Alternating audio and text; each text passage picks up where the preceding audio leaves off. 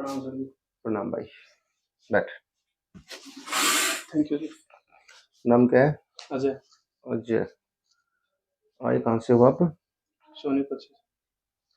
सोनीपत। कौन से स्टेट में हो? हरियाणा में।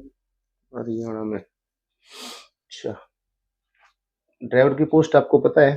जी। तो गाड़ी का भी ज्ञान होना चाहिए इसमें, जी।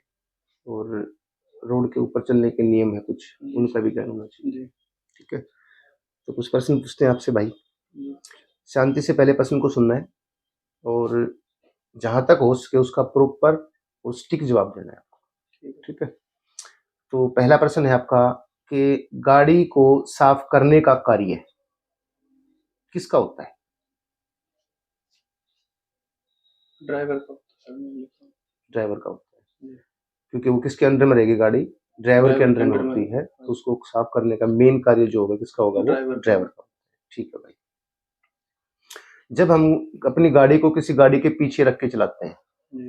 जैसे आगे कोई वाहन चल रहा है जी। और उसके पीछे हम लाइन में चल रहे हैं आराम जी। से, तो उस अवस्था में जो हमारी गाड़ी की हेडलाइट है जी।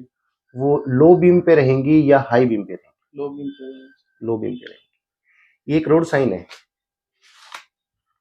जी। ठीक है, ये बिल्कुल सीधी लाइन है दो। हाँ जी। तो ऐसा जो रोड साइन है वो किस चीज का है ये? जो स्पीड के लिए जो प्रोहिबिशन थी उसको खत्म किया, जो आगे ट्रैफिक रूल थे वो खत्म हो गए स्पीड की। अच्छा जी, अगर मैं इसी रोड साइन को थोड़ा टेढ़ा बना दूं तो क्या होगा? ये टेढ़ा है, ये बिल्कुल सीधा है, तो इन दोनों में क्या डिफरेंस होगा? इसका तो नहीं आपने जिसका आंसर बताया वो वो ये है, ये है नो एंट्री। ठीक है सर। ठीक है, सीधा है तो नो नो एंट्री, एंट्री, और टेढ़ा है तो प्रतिबंध समाप्त। समाप्त। ठीक है, ये ब्लैक में होता है यहाँ पे, लेकिन ये रेड में होता है। ठीक है, इसमें कलर नहीं है ना। ये स्पीड का प्रतिबंध ही होता है। हाँ, प्रतिबंध समाप्त मेनली स्पीड वही स्पीड होता का है, ना। मेनली वही होता है। ठीक है। दूसरा ये वाला है जो गिव वे का। गिव वे का सही। किसको देते हो आप रास्ता? जो पीछे से गाड़ी आ रही है उनको साइड में करके चौक पे, तो रास्ता निकलने के लिए राइट। किसको दिया जाता है रास्ता? गिव वे का मतलब है हम किसे रास्ता देंगे? राइट से आने वाले वाहन को राइट देंगे, से आने वाले वाहन, या लेफ्ट को, या सामने या पीछे? राइट साइड से जो वाहन आ रहे हैं हाँ, राइट से आने वाले वाहन वाहन को। अपने इससे पहले क्या बताया था? पीछे वाले वाहन पीछे। को। पर्सन को पहले समझा करो, ठीक है। जल्दबाजी में उत्तर बिल्कुल नहीं देना। ठीक। जो टोइंग होती है हमारी, हाँ जी। तो कितने प्रकार की होती है वो? ठीक है, जो टोइंग है वो 4 प्रकार की होती है तुम्हारी। ठीक है। कौन सी होती है? पहली होती है एम्बुलेंस टो, जी। जब हम किसी एक वाहन को दूसरे वाहन के ऊपर चढ़ा के लेके जाएंगे। जी। कौन सी कहलाएगी वो? एम्बुलेंस। एम्बुलेंस टो। जी। ठीक है, अगली होती है आपकी सस्पेंशन टो, जी। कि जब अगले टायर सस्पेंशन होता है जिनमें, तो हाँ उनको ऊपर करके और पिछले टायर चल के चलते हैं। जी। वो कौन सी होगी आपकी? सस्पेंशन सस्पेंशन टो होगी। जी। एक होती है आपकी फ्लेक्सिबल टो, जी। जैसे हम बीच में रस्सी बांध दें या चेन बांध दें, हाँ जी। इस प्रकार से जोड़ के लेके फ्लेक्सिबल। जाना। और एक होता है बार टो या रोड टो, जी। कि जब हम दो चीजों के बीच में एक रोड लगाएं। ठीक है, बार टो बार टो या रोड टो। जी। ठीक है, तो ये होता है चौथे नंबर का। जी। तो इसी के साथ दूसरा प्रश्न है फिर आपका, जी। कि जो आपकी 16-13 गाड़ी या ट्रक है, जी। उसके अंदर इन 4 जो टोइंग बताई मैंने, जी। उनमें से कौन सा टोइंग सिस्टम यूज किया जाएगा? Flexible towing system. फ्लेक्सिबल करोगे या बार करोगे? फ्लेक्सिबल करेंगे। बार वाला होगा इसका। कारण क्या होता है? फ्लेक्सिबल आपका तभी लगता है जब पिछले वाली गाड़ी के अंदर ब्रेक सिस्टम हो। ठीक है, जो ब्रेक लगेंगे तो वो भी ब्रेक मार लेगा तो गाड़ी रुक जाएगी ना। लेकिन अगर पिछले वाले आपके एयर ब्रेक है तो तभी कार्य करेंगे जब वो गाड़ी चलेगी। ठीक है, अगर वो एयर ब्रेक है तो कार्य करेंगे नहीं तो इसको रोकोगे कैसे? फिर अब इसके अंदर बार लगा के इसी के ब्रेकों से इसी गाड़ी को रोका जाएगा। ठीक है, तो जिस भी गाड़ी के अंदर ब्रेक सिस्टम कार्य ना कर रहे हो, इस बात को तो हमें पता ही नहीं क्या कार्य कर रहे हैं इसमें, क्या नहीं कर रहे हैं। ठीक है, तो सामान्य मान लिया हमारी कोई हाइड्रोलिक गाड़ी भी है, कुछ भी कोई वाहन जो ब्रेक कार्य नहीं कर रहे, ठीक है, तो उसके लिए हम क्या क्या कर सकते हैं? या तो उसको फिर एम्बुलेंस टो ही करना पड़ेगा मैंने, ठीक है, या फिर उसका सस्पेंशन टो करना पड़ेगा क्योंकि उसमें टायर ऊपर हो गए। उसके साथ में चेन टो नहीं कर सकता, ठीक है, क्योंकि ब्रेक सिस्टम खराब है उसके। या फिर मैं बार टो यूज कर लूंगा, ठीक है। सस्पेंशन टो में भी सब पिछले टायर में बार करेंगे।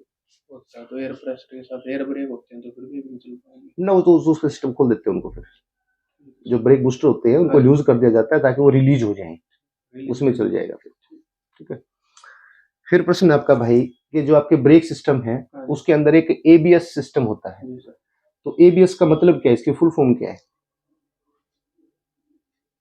Anti locking brake system. हाँ, anti locking brake system. System, जो कि 1 सेकंड में बहुत बार ब्रेक को लगाता है हाँ और जी, छोड़ देता है। तो ऐसी क्रिया क्या कहती है हमारी? ABS brake ABS brake system होता है, जो कि अब आपकी जितनी भी BS6 गाड़ियां हैं सिस्टम उन सब सभी में कंपलसरी है ये। हाँ जी, पहले हुआ करता है ये, मतलब इच्छा से कि है हाँ जी, नहीं है, बट अब ये कंपलसरी है भाई।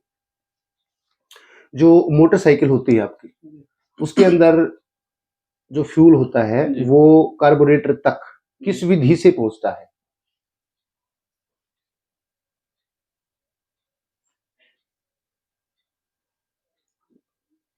ग्रेविटी फोर्स विधि के द्वारा।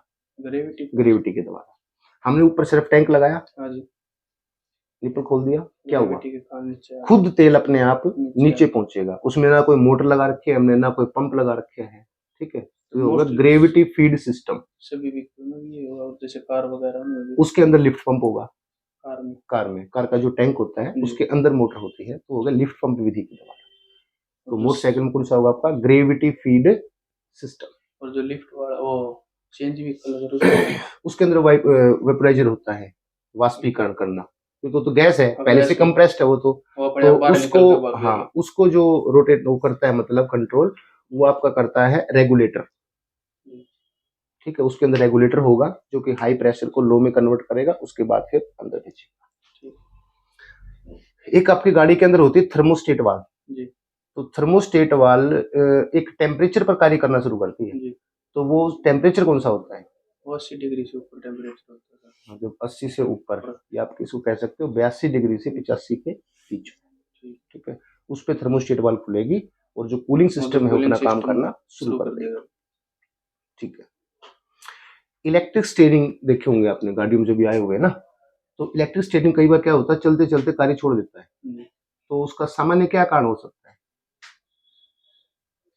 करंट का एक कारण होगा, कोई करंट अच्छे से नहीं पहुंच पाना, हाँ, उसकी कोई वायरिंग वगैरह में दो प्रॉब्लम क्रियाएं हो। हो सकती है उसकी। जी, या तो उसके अंदर करंट का फ्लो कहीं ना कहीं गड़बड़ हो गया, आज या जो आपका मोटर लगी होती है स्टीयरिंग के लिए स्टीयरिंग मोटर। वो जब हीट हो जाती है जी, तो वो कट कर देती है।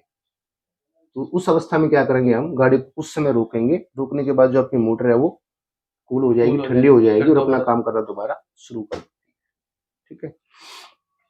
तो अगला प्रश्न है फिर आपका भाई कि ओवरटेकिंग HMV गाड़ियां है जो हमारी जी, हैवी गाड़ियां, जी।